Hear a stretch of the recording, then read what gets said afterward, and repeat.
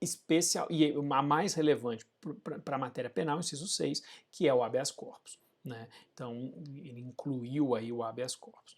Então, isso é realmente muito significativo. Essa é a resolução do STJ, certo? O STJ já julgou que só vai aplicar a sustentação oral literalmente nas hipóteses em que está escrito aí. Então, por exemplo, suspensão de liminar ou suspensão de segurança não está escrito aí. Então, agravo interno na suspensão de segurança não tem sustentação oral. É o que o STJ julgou nessa SL 2507. É isso. A intenção do STJ é restringir o máximo possível. Essa restrição vai ser pautada na literalidade do texto, com toda certeza. Beleza? Próximo tema, tema relacionado à lei de arbitragem. Uma alteração da lei de arbitragem lá atrás, né, o artigo 33, parágrafo 1º da lei de arbitragem, que vai dizer que a demanda para declaração de nulidade da sentença arbitral seguirá as regras do procedimento comum e deverá ser proposta no prazo de 90 dias após o recebimento da respectiva notificação. Então vamos lá. Você sabe, né, que existe, em primeiro lugar, você sabe que existe uma polêmica para saber se a arbitragem é jurisdição, porém de natureza privada, ou ela é um equivalente jurisdicional. Eu diria que a maioria da doutrina vai dizer que a arbitragem é um equivalente jurisdicional e não vai equiparar a arbitragem à jurisdição. Marinoni, por exemplo, observa, e me parece que corretamente, que os princípios da arbitragem são totalmente diferentes dos princípios da jurisdição. A arbitragem é uma atuação estritamente privada, sigilosa, pautada na resolução do conflito entre as partes, que não vai sair dali. A jurisdição é uma atividade pública, prestada pelo Estado, que tem o propósito de resolver o conflito entre as partes, mas também de realizar o direito diante da coletividade a partir de premissas relativas à boa solução, à boa gestão do ordenamento social, à formação de entendimentos que possam ser usados em outros casos e assim por diante. Então, há uma polêmica sobre isso, mas é fato que a lei de arbitragem diz, adote você o que queira nessa polêmica, que a sentença arbitral faz coisa julgada entre as partes, né? As partes não podem renovar o pedido que fizeram, a discussão que fizeram na arbitragem. A questão é, por mais que a sentença tenha esse efeito arbitral, o artigo 33 da lei de arbitragem prevê algumas hipóteses de nulidade da arbitragem. E aí são casos, por exemplo, de nulidade do compromisso arbitral, de situações relacionadas à parcialidade do árbitro e assim por diante. São hipóteses, em alguma medida, elas lembram as hipóteses rescisória lá no processo. E aí, quando você olha a lei estabelece um prazo bastante curto para você decidir se quer propor essa ação ou não, que é o prazo de 90 dias. Então, pensa que a arbitragem para fazer isso na arbitragem você tem 2 anos, né? Então é um prazo, para fazer isso, desculpe, na rescisória você tem 2 anos, então é um prazo razoavelmente curto que você tem nessa situação.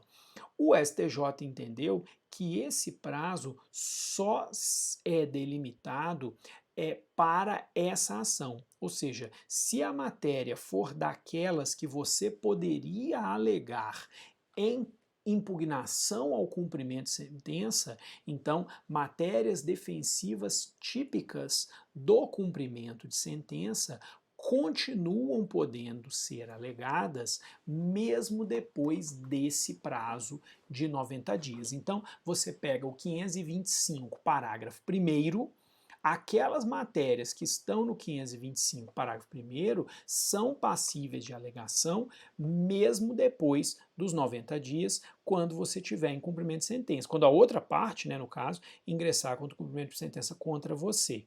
Por outro lado, as matérias que não se amoldam à hipótese do 525, parágrafo 1º, a essa sim você tem que impugnar em 90 dias, ou acabou, ou a sentença arbitral é definitiva e não poderá mais ser desfeita pelo judiciário. Reparem que o que eu estou dizendo aqui é que a sentença arbitral será definitiva, não poderá ser desfeito pelo judiciário, o que não quer dizer que da decisão arbitral caiba recurso ao judiciário. A natureza disso não é recurso, isso é uma ação autônoma de impugnação da arbitragem que pode ser proposta nos moldes da ação rescisória, tá? Mas isso não quer dizer, e a lei diz expressamente, que a sentença arbitral esteja sujeita a recurso ao Poder Judiciário, certo?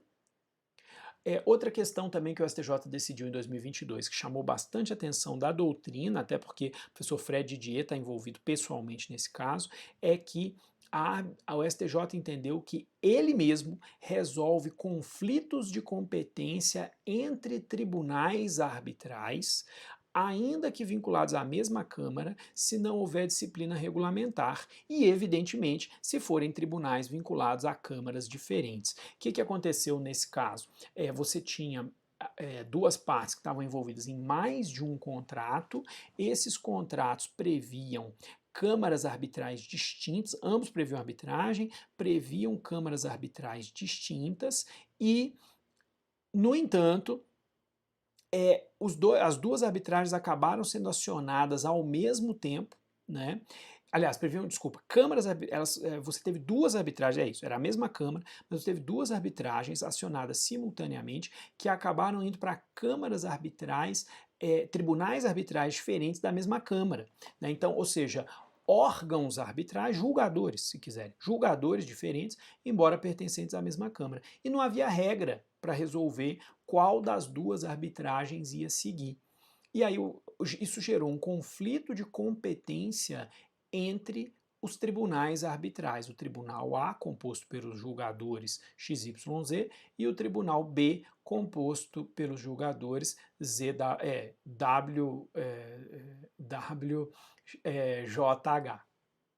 E aí a questão é quem resolve isso? Como não havia regra para isso, o STJ entendeu que quem resolve é ele, o que mostra, né, um pouco a força dessa equiparação da arbitragem à jurisdição, pelo menos para alguns fins. Obviamente que não para todos, mas para alguns fins. Certo? Fechei esse assunto. Para a gente fechar essa aula, esse bloco da aula, né, emenda à petição inicial.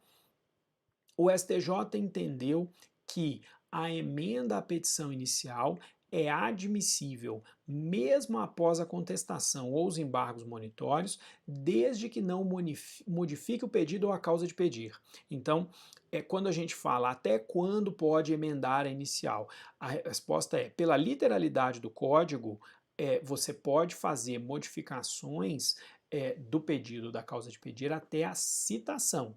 Né? E você pode desistir da ação até a contestação. E aí o STJ expande esse prazo para dizer que, mesmo após a apresentação da contestação, você pode alterar a inicial, desde que você não altere a causa de pedir nem o pedido. Então seria uma alteração para fins de esclarecimento, alguma questão assim. Isso é perfeitamente viável na visão do STJ, certo? É esquisito, mas é viável e é claro que você vai ter que devolver o prazo, né, para que a parte contrária se manifeste sobre as inovações que vierem.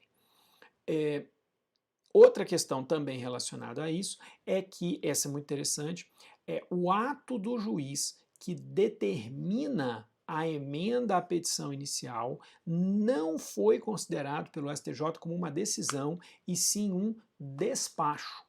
Então, ele não é recorrível por agravo de instrumento. Veja que curioso, né? Então, você fez a sua inicial, o juiz praticou aquele ato, né, que ao autor para emendar a inicial fazendo isso, isso e isso, sob pena de extinção.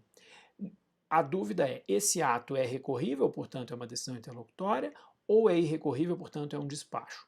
O STJ entendeu que é um despacho. Você tem duas opções nesse caso. Ou você emenda, ou você deixa transcorrer o prazo, espera o juiz indeferir e aí você apela.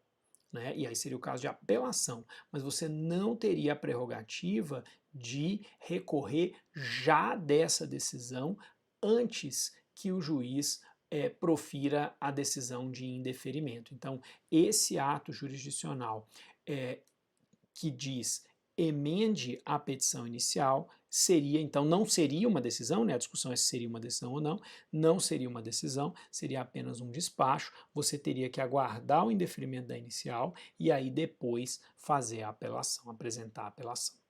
Certo? Muito curioso isso, né? Porque parece de fato um ato que gera sucumbência. Você fala, poxa, vai indeferir minha inicial, quero recorrer. O STJ diz, não, você não pode recorrer pelo receio do indeferimento da inicial. Você tem que esperar a inicial ser indeferida e aí depois recorrer. É isso aí, a gente segue no próximo bloco. Um abraço, até já.